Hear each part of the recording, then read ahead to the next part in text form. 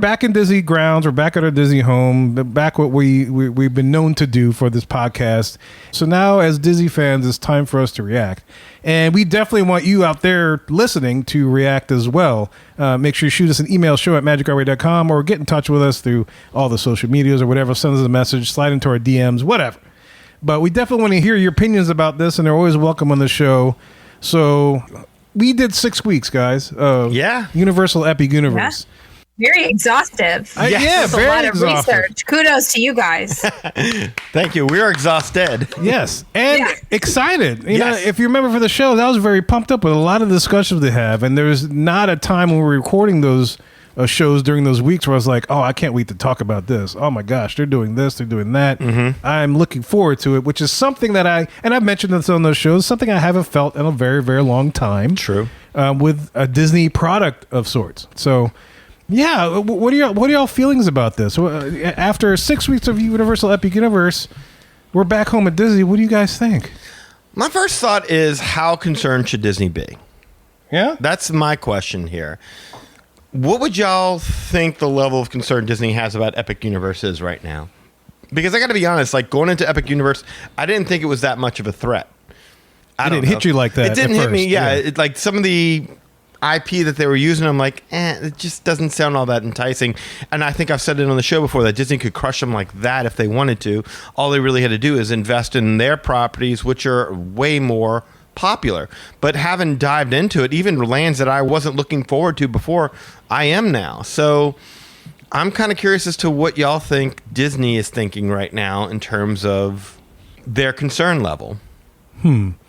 I got to think their eyes are open, and they got to recognize that it's happening. They're Universal's making the next big theme park in Central Florida, along with whatever else is going on in Dallas, which latest news has already popped out. They're talking about their kids resort. That's going to be big. Yeah.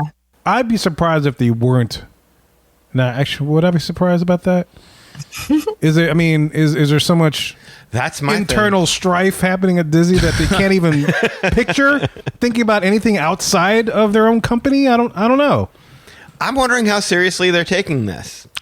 Yeah, I don't think they're taking it too seriously at all at this point, because they probably have to see what the numbers would be once everything opens up and what the gate would say. I mean, money would dictate to them whether or not they should be worried. So I don't think they're worried about that at the moment. I think they're going to do something, but I think what they were going to do is what they were going to do before. Nothing different. Yeah, I don't know that they're going to shift, because that Disney name, it still carries that cachet.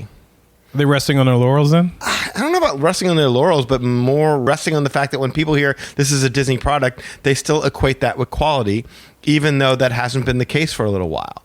Yeah, for me, Disney is starting to equate to like dollar signs. And so if I got to spend dollars and stuff, and then this other product, which is, I don't know, the jury's out on whether the quality is going to be similar, but they're doing some innovative things. If It sounds like it will be. Yeah. And they've even stated we're wanting you to stay for a week. They've made that point. That's their desire. That's their goal. And we brought this up in past shows. You know, I'm going to have to be faced with that decision. Am I going to spend some time? Do I want to go to Universal? And if I go to Universal, am I going to have to spend some time at Disney too? Do I want to do that? Or is it a separate trip altogether? We had this discussion because we were planning a podcast trip in 2025. Not seriously planning it, but discussing the idea of doing something like that.